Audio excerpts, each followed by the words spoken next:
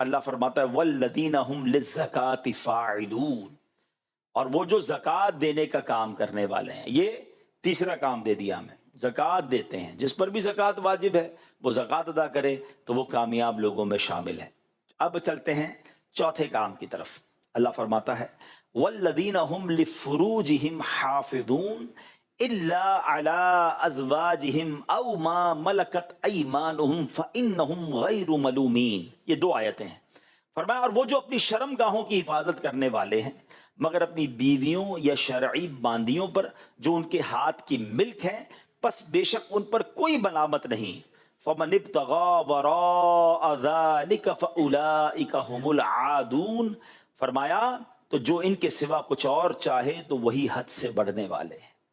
یعنی ہم انسان ہیں، ہمارے جسم کے تقاضے ہیں، ہماری کچھ انسان کی پرسنل خواہشات ہیں، لیکن شریعت نے اس کا جائز طریقہ بیان کیا کہ وہ شادی کر کے اپنی ازواج کے ساتھ اپنی اس ضرورت کو پورا کرتے ہیں، اس کے علاوہ کچھ اور غلط نہیں کرتے۔ آپ کو پتہ ہے دنیا میں کوئی شخص یہ کہہ نہیں سکتا کہ میں کنفرم جنت میں جاؤں گا۔ انبیاء وہ تو معصوم ہیں، لیکن ہم جیسے لوگ، مگر نبی پاک علیہ الصلوۃ والسلام نے ایک حدیث کے ذریعے جنت کی گارنٹی دے دی۔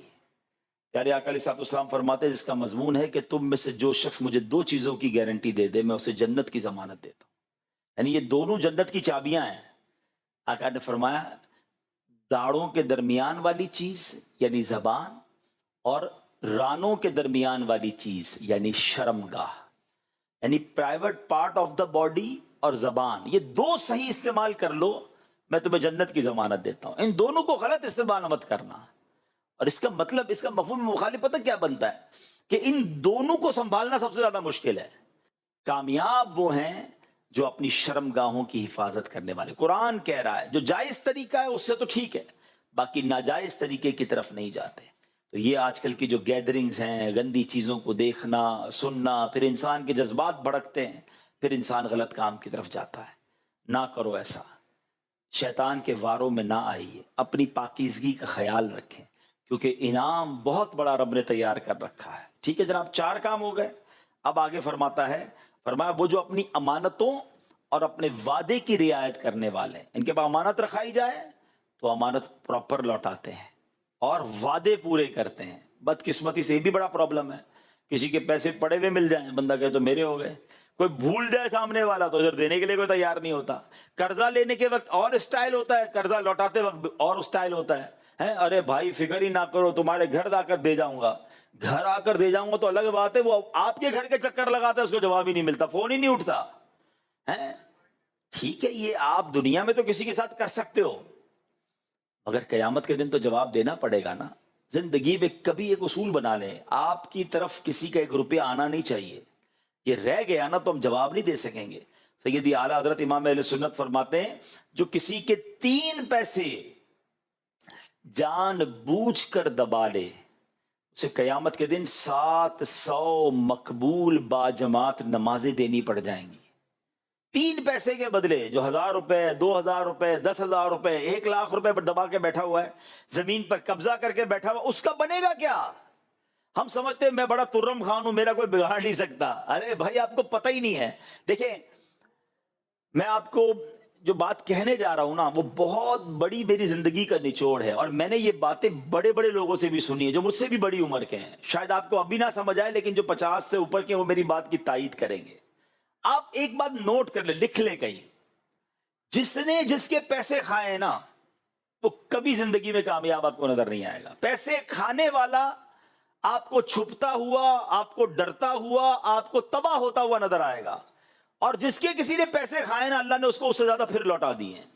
یہ اصول ہے، تھوڑے دن لگتے ہیں، جس کے اوپر ظلم ہوا ہے نا اللہ اسے کھڑا کر دیتا ہے، اور کھانے والا برباد ہی رہتا ہے۔ اچھا دنیا میں تو برباد رہا، اب آخرت میں الگ اس نے بربادی اٹھانی کیونکہ اس نے اس کا بدلہ دینا ہے۔ کبھی زندگی میں بندہ کسی کے پیسے، کسی کا حق لے کر کامیاب ہو ہی نہیں سکتے۔ تھوڑے دنوں کی چاندی ہوتی ہے، اس کے بعد ہم نے اس کا ڈاؤن فال ہی دیکھا ہے، اس کا تباہ و بربادی ہوتے دیکھا ہے۔ تو ایک بات یاد رکھیں، کبھی کسی کا حق میری طرف نہیں آنا چاہیے، وہ اس کو پورا پورا لوٹائے، وہ بھول گیا پھر بھی لوٹنا ہے، معافی بھی مانگے کہ یار لیٹ ہو گیا بھائی معذرت، اور پھر کیا فرمایا وعدے پورے کریں۔ ہمارے یہاں تو بھائی تکیہ کلام ہو گیا تو اسی فکر ہی نہیں کرو، بس کل کر دیتا ہوں، پرسوں کر دیتا ہوں، بس آپ آ جاؤ جمعے والے دن۔ اچھا یہ بولتے وقت بھی پکا ارادہ ہوتا کہ ہونا نہیں، گولی ہی دینی ہے، پتہ ہے عجیب عجیب نام رکھے ہوئے ہم نے۔ وہ ایک محاورہ مشہور کر دیا، وعدہ ہی کیا جو وفا ہو جائے، معاذ اللہ۔ ارے وعدہ ہوتا ہی وفا کرنے کے لیے۔ آپ کو پتہ ایک بار نبی پاک علیہ الصلوۃ والسلام کسی شخص کے ساتھ کوئی ڈیلنگ تھی تو اس سے پیسے لینے تھے، تو اس نے کہا حضور آپ کھڑے رہے میں ابھی آتا ہوں، آپ ادھر ہی نبی پاک نے کہا ٹھیک ہے میں تمہارا ہی انتظار کر رہا ہوں۔ پیارے آقا علیہ الصلوۃ والسلام آپ کھڑے ہو گئے ایک جگہ پر، سڑک پر۔ وہ بندہ گیا گھر جا کے بھول گیا کہ میں نے ٹائم دیا ہوا ہے۔ اس کو 3 دن بعد یاد آیا، وہ 3 دن بعد آیا تو نبی پاک وہیں کھڑے تھے۔ کہا نوجوان تو نے مجھے مشکل میں ڈال دیا۔ کہا حضور میں بھول گیا تھا، لیکن چونکہ نبی پاک نے وعدہ کیا تھا کہ میں کھڑا ہوں، آپ آ جاؤ۔ آپ وہیں کھڑے رہے، اور ہم بس میں کل پہنچ رہا ہوں، فکر ہی نہیں کرو تمہارے گھر آ رہا ہوں۔ ارے بس پرسوں ہو گیا کام۔ نہیں اب تو کچھ لوگ ایسے ہیں جو جتنی قسمیں کھا لیں یقین بھی نہیں آتا ہے۔ میرا بھی ایک جملہ مشہور ہو گیا، لوگ کہتے ہیں نا تسی فکر نہ کرو، میں نے کہا جو کہتا تسی فکر نہ کرو اس کی زیادہ فکر کرو۔ ہاں وہ ہر بات میں ہی کہتا آپ فکر ہی نہ کریں، ہو گیا کام آپ، ارے آپ ٹینشن ہی نہ لیں۔ جو یہ کہتا ہے ٹینشن نہ لو اس کی زیادہ ٹینشن لینی پڑتی ہے، کیونکہ یہ اس کا تکیہ کلام ہے۔ نہ کریں ایسا آپ۔ اچھا پھر ایسا بندہ جو ہے نا یوں سمجھے آہستہ آہستہ دوست کھو دیتا ہے، اعتماد کھو دیتا ہے۔ آپ ایسے بن جاؤ کہ آپ کہو نا آپ کا کام ہو جائے گا، سامنے والے کو پتا اس کی بات پتھر کی لکیر ہے، وہ آپ پر اعتماد کرے گا۔ یار اس نے آج تک جب جو بولا ہے نا وہ ٹائم پہ کیا ہے۔ ہم سمجھتے ہیں کہ یار گولی دے کے ہماری گاڑی چل رہی ہے آگے، نہیں چلے گی، آہستہ آہستہ۔ آپ دیکھیں نا دکاندار کون سا چلتا ہے، آپ محلے میں سودا کس سے لیتے ہیں؟ آپ بعض دکاندار ایسے جو مہنگا سودا دیتے ہیں آپ جا کے اس سے لے لیتے ہیں کہ یار یہ سچا دیتا ہے، وہ سستا تو دیتا ہے مگر ملاوٹ کرتا ہے، تو ملاوٹ والے کا کاروبار آگے جا کے بد ہی ہوتا ہے، اور اچھی کوالٹی کا مہنگا بھی لوگ خریدتے ہیں۔ بالکل ایسے ہی بندہ وہی چلے گا۔ اچھا آپ اپنی آرگنائزیشن میں، اپنے ادارے میں، اپنے جاب میں بھی آگے جب ہی بڑھیں گے جب آپ سچے ہوں گے۔ آپ کا ایچ او ڈی کہے گا یار جب بول دیکھو جھوٹ بولتا ہے، جب دیکھو کوئی بہانہ کرتا ہے، آہستہ آہستہ آہستہ ڈاؤن۔ پھر آپ پتہ کیا کہیں گے، یار پتہ نہیں مجھے کیوں پیچھے کرتے ہیں، مجھے آگے نہیں بڑھاتے، میری تنخواہ نہیں بڑھاتے، میرا گریڈ نہیں بڑھاتے۔ بھائی آپ کی باتیں ہی سمجھ نہیں آتی، آپ ہر وقت کوئی نئی کہانی سنا رہے ہوتے ہو، سچے رہو نا۔ اچھا کہانیاں پتہ ہی کون سناتا ہے؟ ایک بات اور زندگی میں یاد رکھیں، ہمیشہ کہانیاں وہ سنائے گا جس کو کہانی سنبھالنی ہوتی ہے، جھوٹے کو کہانی سنبھالنی ہوتی ہے نا۔ مثال کے طور پہ آپ سے کسی نے پوچھ لیا بھائی آپ 2 دن کیوں نہیں آئے، وہ دادی کا انتقال ہو گیا تھا۔ اب آپ کو ساری زندگی یاد رکھنا ہے کہ میں نے اپنے چینل میں دادی مار دی ہے۔ اب 2-3 مہینے بعد آپ نے کہا دادی بیمار تھی، تو ایچ او ڈی کہے گا 3 مہینے پہلے تو انتقال ہوا تھا، بیمار کیسے ہو گئی؟ تو پریشان۔ جو جھوٹا ہوگا نا وہ ہمیشہ پریشان رہے گا۔ اچھا کسی نے پوچھا کہاں رہتے ہو، اچھا ذرا بھرم بھی مارنا تھا، اب لیاری بولوں گا تو نہیں، میں تو جمشید روڈ پہ رہتا ہوں یا میں بہادر آباد رہتا ہوں۔ اب ساری زندگی اس دوست کے ساتھ یاد رکھنا ہے میں لیاری میں نہیں رہتا، اس کے سامنے بہادر آباد رہ رہا ہوں۔ اس کو سچے کو ٹینشن ہی کوئی نہیں ہے، اس کو نیند سے اٹھا کے پوچھو کہاں رہتے ہو، جہاں رہتا ہے وہ بتا دے گا کہاں رہتا ہوں، ہیں کیا کرتے ہو تو یہ کرتا ہوں۔ جھوٹا آدمی مضطرب رہے گا، پریشان رہے گا، فائلیں سنبھالتا ہوا رہتا ہے۔ جس کے پاس بہت ساری فائلیں ہوں، چھپا چھپا کے چل رہا ہو، وہ ایسا ہی ہوتا ہے جھوٹا ہے، کیونکہ کسی کو کوئی کہانی سنائی ہوئی ہوتی ہے، کسی کو کوئی۔ اچھا ہم سمجھتے سامنے والا ہماری باتوں میں آ گیا، سب کو سمجھ آ رہا ہوتا ہے یار یہ گھما رہا ہے، یہ پھرا رہا ہے، چلا ہمیں بھی چلا رہے ہوتے ہیں لوگ، مگر ایک وقت آتا ہے جب ہماری جگہ کوئی صحیح آدمی ملتا ہے نا تو ہمیں ٹرمینیٹ کر دیا جاتا ہے کہ جھوٹے کی جگہ نہیں بنتی ہے۔ یاد رکھو سچے رہیں، سیدھے رہیں، امانت دار رہیں، وعدے پورے نہیں کر سکتے منع کر دیں۔ آپ کو پتہ ہے دنیا میں کورس کروایا جا رہا ہے آج کل، ہاؤ ٹو سے نو، نہیں کہنے کا طریقہ۔ نہ کہہ دیں یار، نہ کہیں کہ ہو جائے گا۔ آپ کسی کو آسرے پہ رکھے ہوئے ہیں اور کرنا بھی نہیں ہے، پیار محبت سے سمجھا دیں، معذرت خواہ حضور میں نہیں کر سکوں گا، اللہ آپ کا کام آسان کر دے، مگر میں آپ کی مدد نہیں کر سکوں۔ مدد نہیں کر سکتے منع کر دیں، وہ کسی اور کے پاس تو جائے نا، آپ نے فکر ہی نہ کرو اگلے ہفتے آ جاؤ۔ وہ بیچارہ قرضے میں ڈوبا جا رہا ہے اور آپ سے امید لگائے بیٹھا ہے، آپ نے دینا نہیں ہے مگر گھمانا ہے اس کو۔ کام نہیں کر سکتے منع کر دیں، کوئی اور چیز منع کر دیں، آسرے میں نہ رکھیں، گولی نہ دیں کسی کو، بات کو آگے نہ بڑھائیں، اور بالکل اسی طرح وعدے پورے کریں۔ اب آگے چلتے ہیں، 5 کام ہو گئے، زیادہ کام نہیں ہوئے نا، اب آگے چلیں۔ اللہ فرماتا ہے پھر والذین هم علی صلاتہم یحافظون۔ پہلی آیت کیا تھی؟ قرآن وہ نماز پڑھتے ہیں خشوع و خضوع کے ساتھ۔ اب اس کا آخری کام کیا بتایا؟ وہ جو اپنی نمازوں کی حفاظت کرتے ہیں، قضا نہیں کرتے، ٹائم پہ نماز پڑھتے ہیں. یعنی نماز کی اہمیت کتنی ہے کہ کامیاب لوگوں کی پہلی کیٹیگری بھی نماز، آخری کیٹیگری بھی نماز. ٹھیک ہے جناب. اب آئیے انعام کی باری آگے. دیٹس اٹ، یہی کام تھے. بہت بڑی لسٹ نہیں ہے، میں ریپیٹ کر دیتا ہوں، سب مل کے ریپیٹ کرتے ہیں.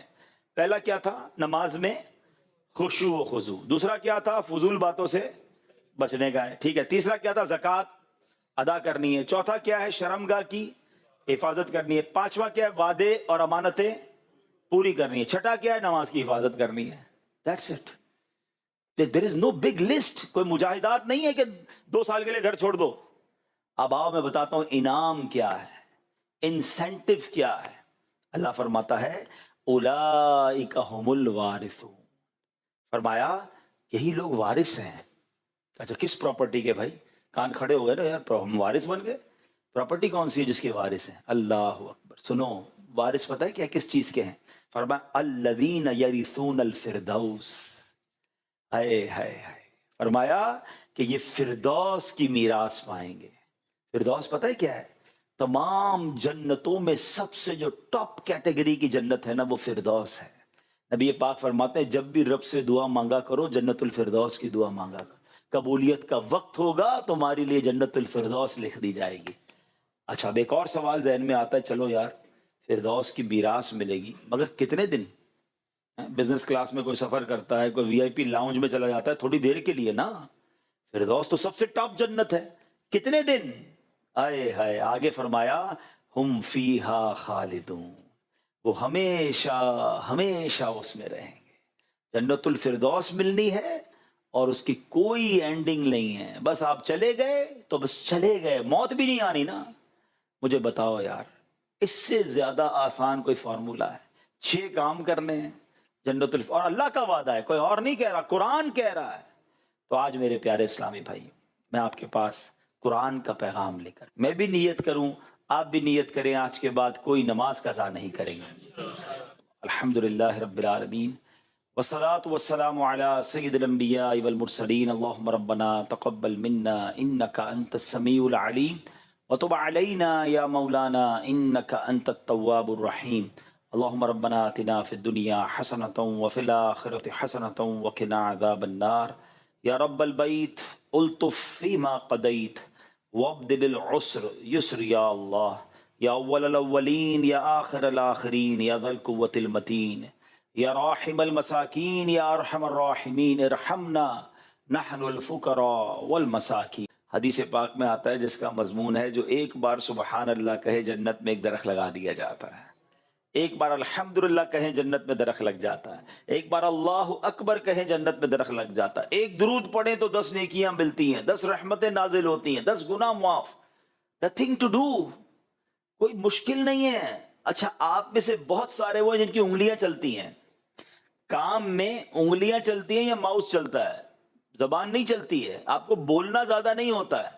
اور انفارچونیٹلی بدقسمتی سے کراچی میں ایک اور پرابلم ہے، اسی علاقے میں دنیا کے پرابلم ہے، کراچی، حیدرآباد، نواب شاہی سندھ میں، کہ جس کو بولنا کم ہوتا ہے تو منہ میں کچھ ڈال دیتا ہے، کیونکہ خاموشی رہنا ہے، کام میں بولنا تو ہے نہیں، تو اب سارا دن منہ میں کچھ ڈلا ہوا ہے. اور اس ڈلے ہوئے نے جو اس کو جس طرح تباہ کیا ہے فائنینشلی بھی اور اس کی صحت کو بھی. خدا کے واسطے میں آپ کا بھائی ہوں اور میں ان دنوں ایک بہت تکلیف سے گزرا ہوں. اب یوں سمجھے کہ میرے گھر میں ایک انتقال ہوا ہے. میرا بچپن کا دوست، ہم 30 سال سے دوست تھے، ہم بچپن سے ساتھ تھے، ماحول میں بھی ساتھ ساتھ آگے پیچھے آئے. اس بھائی کا پچھلے دنوں انتقال ہوا اور اس کی وجہ اس کا منہ کا کینسر تھا. اور وہی پرابلم تھا کہ منہ اس کا ہر وقت بھرا رہتا تھا. اب وہ نہیں سمجھتے تھے، یا وہ سمجھتے تھے مجھے کچھ نہیں ہوگا، اور آخرکار ایسا کینسر ہوا کہ لاکھوں لاکھ روپے خرچ ہوئے. ہم دنیا کے ہر ملک میں لے جانے کے لیے اس کو تیار تھے. میں نے کہاں کوشش نہیں کی. آپ میرے کچھ کانٹیکٹس بھی سمجھتے ہیں. میں نے اس کی رپورٹس امریکہ بھیجی ہیں، میں نے اس کی رپورٹس دنیا کے کئی ڈاکٹرز کو بھیجی کہ آپ بتائیں میں اس کو لے کر وہاں آ جاتا ہوں اگر اس کا علاج ممکن ہے تو. ڈاکٹر نے کہا اب کچھ نہیں ہو سکتا. اور وہ 40 میری ایج کا میرا مجھ سے 1 سال بڑا ہوگا، 48 49 کی ایج میں وہ بھائی ہمارا دنیا سے چلا گیا. اللہ اس کی مغفرت فرمایا، اس کے درجات بلند فرمائے. میں یقین کرے اس پورے واقعے کو جس طرح کلوزلی میں نے آبزرو کیا ہے تو میں آپ سب سے بھی گزارش کروں گا، اگر میرے کسی بھائی کی پان گٹکے کی عادت ہے، اس طرح کی چیزوں کی عادت ہے، نہ کریں۔ ہم سمجھتے ہیں یار مجھے کچھ نہیں ہوگا، لیکن جب ہوتا ہے نا، اب میں اس کے بچوں کو دیکھتا ہوں، اس کی فیملی کو دیکھتا ہوں، بہت کچھ ڈسٹرب ہو گیا ہے۔ تو پلیز اپنے لیے، اپنے بچوں کے لیے، آپ کہتے ہیں یار بس، کچھ لوگ اس کو ٹینشن مٹانے کے لیے سمجھ کے کھا رہے ہوتے ہیں، ٹینشن مٹ نہیں رہی ہے، آپ ٹینشن بڑھا رہے ہیں۔ آپ ایک بار ہمت کریں، ایک بار اس چیز کو چھوڑیں۔ اچھا، پھر اس کا ایک اور جو دینی نقصان سمجھے کہ جب تک آپ کے منہ میں یہ چیزیں، آپ نہ درود پڑھ پا رہے ہیں، نہ آپ اللہ کا ذکر کر پا رہے ہیں، آپ کتنے لکی ہیں۔ آپ یقین کریں، اب پتہ نہیں یہ بات کہنی چاہیے کہ نہیں، لیکن تحدیث نعمت کے لیے کہہ رہا ہوں، شاید کسی کو بات کلک کر جائے۔ ہماری زندگی میں ہمارا بہت سارا وقت بولنے میں صرف ہوتا ہے، بیان، مشورہ، واٹس ایپ، تقریباً سارا دن ہم بولتے ہی رہتے ہیں۔ یعنی مجھے کبھی بولنے کا موقع کم ملتا ہے نا، میں اس کو بہت غنیمت سمجھتا ہوں کہ یار اب موقع مل گیا ذکر الہی کرنے کا، اب موقع مل گیا درود شریف پڑھنے کا۔ مثال کے طور پہ جہاز میں، ہم جب جہاز میں ہوتے ہیں بعض اوقات موبائل نہیں چلتا، اب کوئی کام نہیں ہے، موبائل ہو گیا سائیڈ پہ، اب یا تو مطالعہ کر لیں یا آپ ذکر کر لیں، تسبیح نکال لیں، تو اتنے درود پاک ہو جاتے ہیں، اتنا ذکر الہی ہو جاتا ہے کہ بندہ خوش ہو جاتا ہے کہ یار لاٹری لگ گئی، یار 1 گھنٹہ کچھ پڑھنے کا موقع مل گیا۔ مگر آپ میں سے کئی لوگ ایسے ہیں جن کے 7-8 گھنٹے ان کو بولنا نہیں ہے، ان کو کام کرنا ہے۔ اگر آپ کا مائنڈ سیٹ بن جائے کہ یار جتنی دیر کام کرنا اتنی دیر درود ذکر، اچھا بدل بدل کے کرے نا، ایک ہی ذکر آپ کنٹینیو شاید نہیں کر پائیں گے۔ تھوڑی دیر کلمہ پاک پڑھ لیا، یار 1000 بار کلمہ پاک پڑھوں گا، 1000 بار درود پاک پڑھوں گا، 1000 بار سبحان اللہ کہوں گا، 1000 بار الحمدللہ کہوں گا، 1000 بار استغفر اللہ کہوں گا۔ آپ یقین کریں، آپ جاب سے گھر جائیں گے، ادھر جنت کے محل تیار ہو گئے ہوں گے آپ کے لیے۔ اور یہ میرے نبی کے سچے وعدے ہیں کہ یہ ذکر الہی میں، اچھا پھر روحانیت الگ، آپ کی زبان کی تاثیر الگ، آپ کی طبیعت فریش الگ۔ نبی پاک علیہ الصلوۃ والسلام فرماتے ہیں، جس کا مضمون ہے کہ جو مشکل اور پریشانی میں ہو، تقریباً ساری مشکل پریشانی میں ہم لوگ ہر وقت رہتے ہیں، اس کو چاہیے کہ مجھ پر کثرت سے درود پڑھے، کہ درود مشکلیں اور پریشانیوں کو لے جاتا ہے، یہ فلش آؤٹ ہو جائیں گی، یہ غائب ہو جائیں گی مشکلیں، اگر آپ کی زبان ذکر و درود سے تر رہے گی۔ تو پہلی نیت میں بھی کروں، آپ بھی کر لیں کہ کثرت سے درود پاک پڑھیں گے انشاءاللہ، ذکر الہی کریں گے انشاءاللہ، فضول باتوں میں وقت نہ گزاریں، تھوڑی زندگی ہے، پتہ نہیں کب چلے جائیں گے، تو جانے سے پہلے اتنا اکٹھا کر لو نا یار کہ ادھر بھی موج کریں۔ تو انشاءاللہ میں امید کرتا ہوں کہ اس پر آپ غور کریں گے اور اپنی فضول باتیں، دیگر فضول کاموں کی بجائے زبان کو ذکر الہی سے تر، اور اس کے لیے بہترین طریقہ تسبیح ہے۔ آپ تسبیح ہاتھ میں رکھیں، جب آپ کے ہاتھ میں تسبیح ہوتی ہے نا، ٹھیک ہے کام کرتے ہوئے آپ تسبیح نہیں رکھ سکتے تو پھر آپ زبانی پڑھیں، لیکن جب آپ فری بیٹھے تو جیب سے تسبیح نکال لیں، اب تو ہاتھ میں تسبیح فکس ہو جاتی ہے، تو تسبیح ہاتھ میں ہوتی ہے تو آپ کی زبان آٹومیٹکلی چلنا شروع ہو جاتی ہے۔ ایک بار پھر درود پاک پڑھ لیں، صلو علی الحبیب صلی اللہ تعالی علی محمد صلی اللہ علیہ وسلم۔ اسی طرح آج جس موضوع کو میں نے آپ کے سامنے بیان کرنا ہے، آج ہم کچھ غور کرتے ہیں، اب تک زندگی کیسے گزاری، اب آگے زندگی کو کیسے گزارنا ہے۔ ہم میں سے بہت سارے لوگ یہ سوچتے ہیں کہ کامیاب کون ہے، ہو از دا سکسیسفل۔ بڑی بات ہوتی ہے کہ یار مدنی چینل میں اگر جناب اس پوسٹ پہ پہنچ جائے، نہیں یار اس چینل کا ڈائریکٹر بن جائے نا تو کامیاب ہے، جس کی اتنی سیلری بن جائے وہ کامیاب، جس کے پاس اتنی گاڑیاں ہوں وہ کامیاب ہے، نہیں جناب جو طاقتور ہے وہ کامیاب، جو پاورفل ہے جو کامیاب ہے، ملک کا وزیر اعظم بن جائے تو وہ کامیاب، نہیں جناب اب وزیر اعظم نہیں، اتنا فیم ہو جائے نا۔ الگ الگ لوگوں کی مائنڈ سیٹ ہے نا، کہ اتنے فالوورز ہوں، سوشل میڈیا پر اتنے چاہنے والے ہوں، دنیا کے اتنے ملکوں کا سفر کر لیا ہو، یا فلاں ملک کا پاسپورٹ مل جائے۔ ہر بندے کا الگ مائنڈ سیٹ اور الگ ٹارگیٹس ہیں۔ ہر بندے کو آپ پوچھیں گے تم بتاؤ کامیاب کون، تو وہ کہے گا فلاں، وہ کہے گا، وہ دوسرا کہے گا فلاں طریقے کا کامیاب۔ It means everybody have different mind.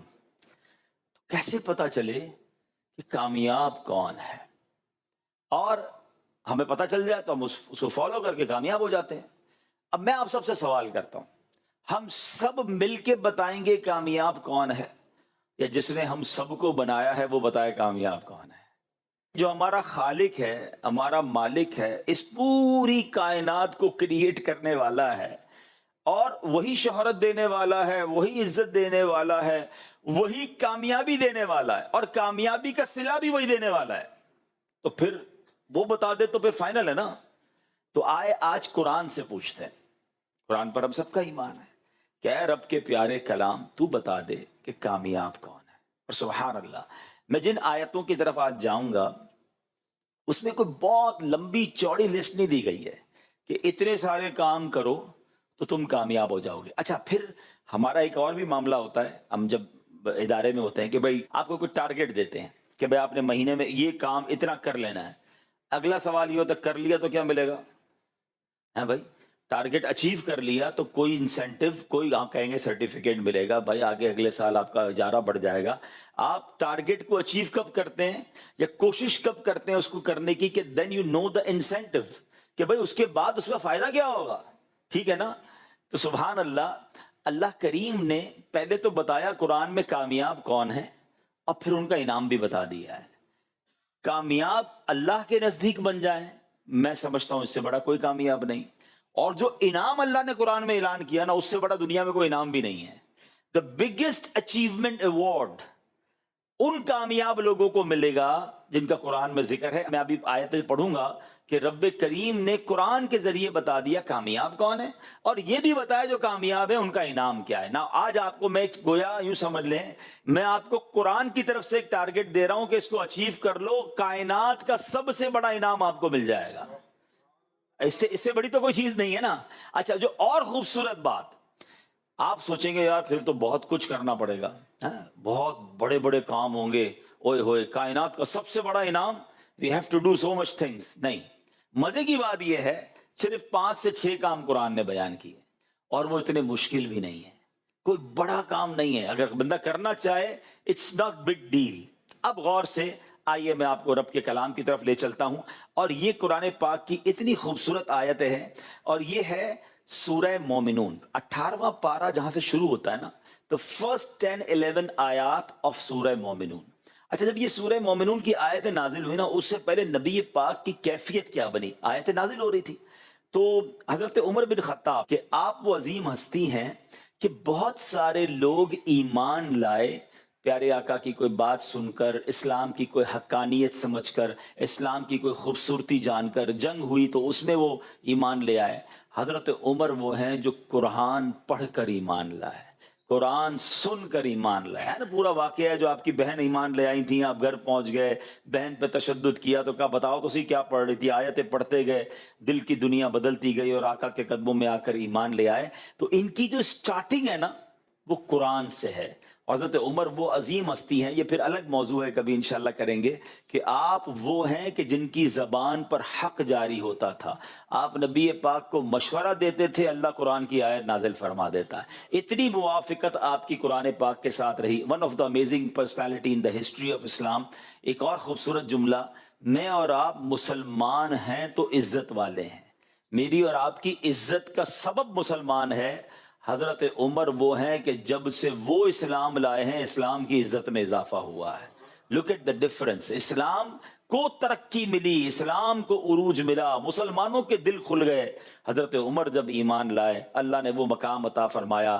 ایک ہی حدیث ان کے فضیلت پر کافی ہے کہ میرے آقا فرماتے ہیں اگر میرے بعد کوئی نبی ہوتا تو عمر ہوتا. اللہ تبارک و تعالیٰ قرآن میں ارشاد فرماتا ہے بسم اللہ الرحمن الرحیم قد افلح المؤمنون.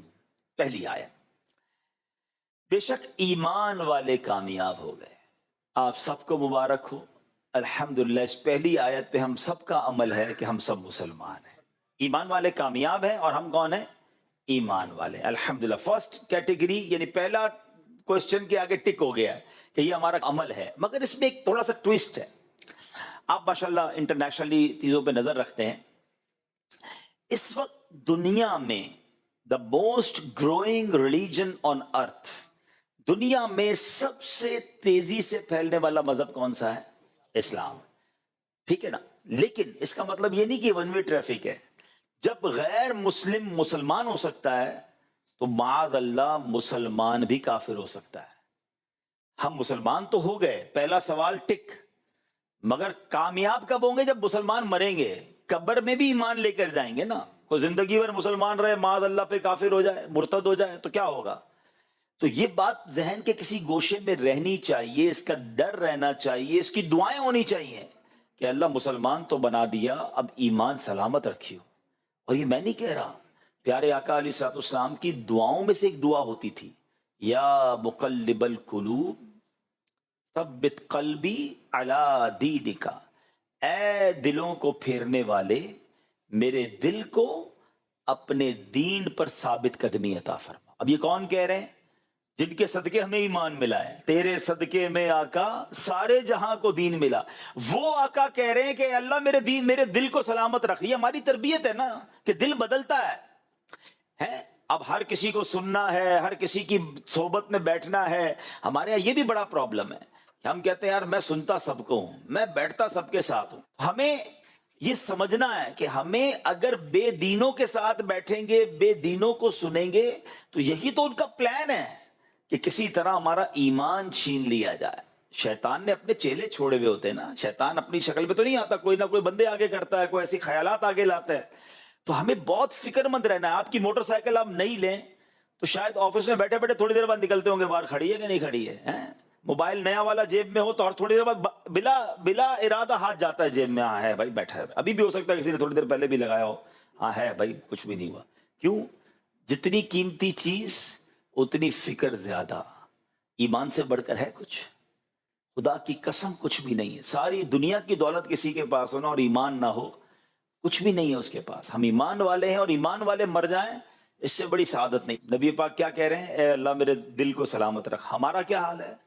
کبھی کوئی دعا، کبھی کوئی فکر، کبھی کوئی ٹینشن، کبھی کسی بزرگ کے پاس گئے کہ حضرت بتائیں تو اسے ایمان کیسے چھن سکتا ہے، کیا کیا چیزیں ہیں، اس کی پوری تفصیل ہے۔ میں اس میں ایک مشورہ دے دیتا ہوں، ایک کتاب ہے امیر اہل سنت کی، ایک تو کفریہ کلمات کے بارے میں سوال جواب، بڑی ہے، چھوٹی پڑھنا چاہیں تو برے خاتمے کے اسباب کتاب ہے، 28 کفریہ کلمات، یہ چھوٹے چھوٹے رسالے آپ پڑھیں گے تو آپ کو ریئلائز ہوگا۔ سب سے پہلے یہ ریئلائز کریں کہ ایمان چھن سکتا ہے، اٹس ناٹ پروٹیکٹڈ 100% نہیں ہے۔ ہمیں دعا کرنی ہوگی، ہمیں فکر کرنی ہوگی، دروازہ بند کرنا ہوگا، کوئی نہ کوئی پلان کرنا ہوگا کہ ایمان کو چھین نہ سکے، کیونکہ قد افلح المؤمنون۔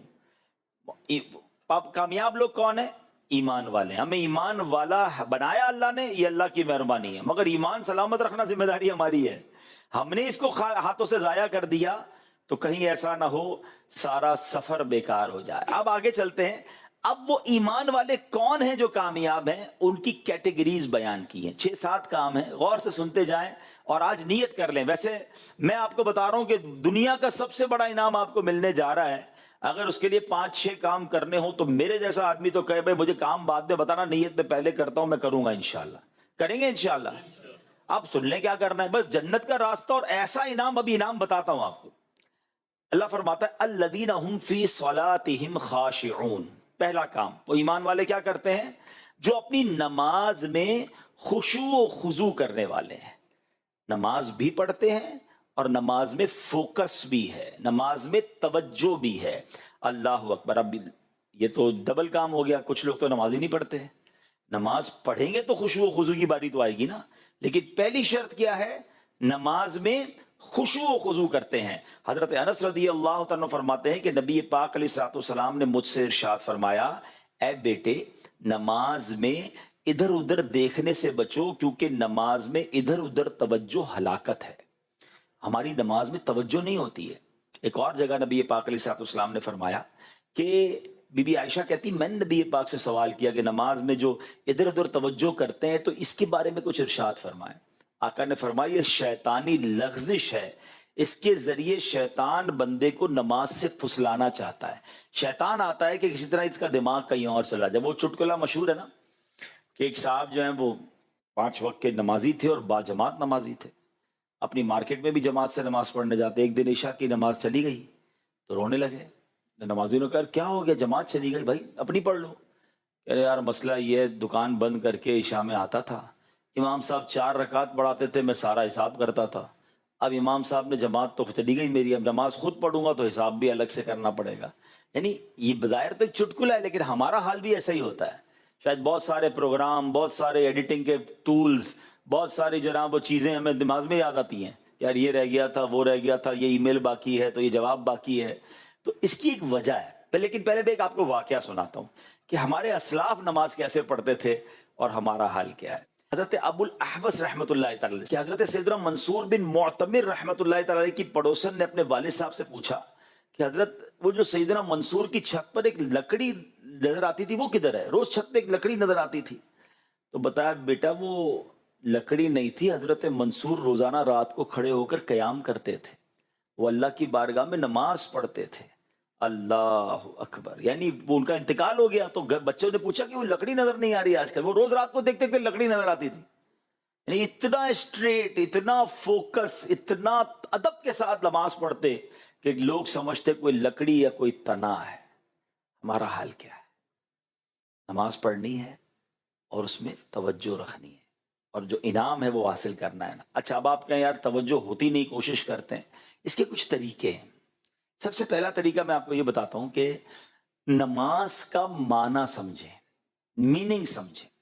جب آپ کو نماز کے معنی آتے ہوں گے نا, الحمدللہ رب العالمین جب کہیں گے تو اس کا معنی کیا ہے, الرحمن الرحیم, تو میں رحمان رحیم کی بات کر رہا ہوں. تو اب جب آپ یہ تلاوت جو بھی کر رہے ہیں, جو بھی آیتیں آپ پڑھتے ہیں, اس کا ترجمہ 2-3 بار پڑھ لیں. تو اب آپ جب نماز پڑھیں گے تو آپ ترجمے کے ساتھ ہوں گے, تو انشاءاللہ بہت چیزیں آپ سائڈ پہ لیفٹ رائٹ نہیں ہوں گے. نمبر 1. نمبر 2, آپ نماز سے پہلے تھوڑا سا اپنا ذہن بنائیں. مثال دیتا ہوں, آپ نے کسی بھی بڑے افسر کے پاس اپنا کوئی کام لے کر جانا ہے, فائل لے کر جانی ہے, اپنی ریکویسٹ لے کر جانی ہے.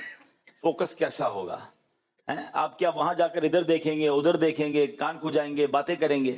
نہیں, آپ کو پتا ہے مجھے کام نکلوانا ہے, مجھے اچھے انداز سے. اچھا انٹرویو دینے جائیں, جاب کا انٹرویو دینے جاتے ہیں, ویزا کا انٹرویو دینے جاتے ہیں, کتنا فوکس, کتنی تیاری. یعنی دنیا کے کسی افسر بڑے آدمی کے پاس جائیں تو فوکس, تیاری, اٹینشن. اور کائنات کے مالک کی بارگاہ میں جائیں اور خیال کہیں اور ہے. نہ کریں ایسا. نماز بھی پڑھیں اور توجہ سے پڑھیں. آگے چلتے ہیں. اب اللہ فرماتا ہے والذین هم عن اللغو معرضون, اور وہ جو فضول بات سے منہ پھیرنے والے ہیں. مومن کامیاب ہے. کام یاد رکھیے گا, پہلا کیا ہے, نماز میں خشوع و خضوع. دوسرا کام کیا ہے کہ وہ فضول باتوں کی طرف توجہ نہیں کرتے.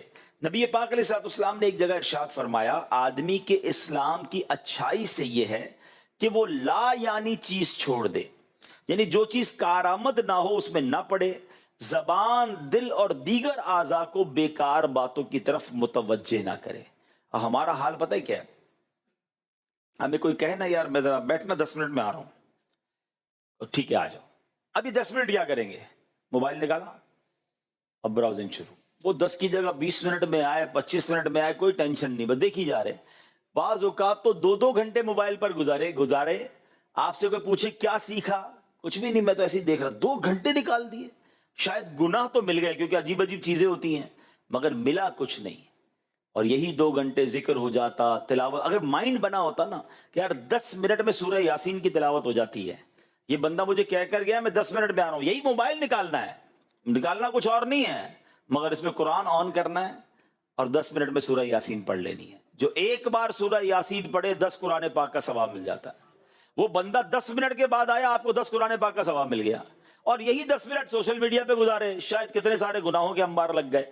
قرآن کہتا ہے وہ فضول باتوں کی طرف توجہ نہیں کرتے. ہم دیکھیں تو ہمارا اتنا فضول کاموں میں انوالومنٹ ہو گئی ہے کہ گھر والوں کو دینے کے لیے بھی ٹائم نہیں ہے. آج کل گھر پر جا کر بھی لوگ گھر پر نہیں ہیں.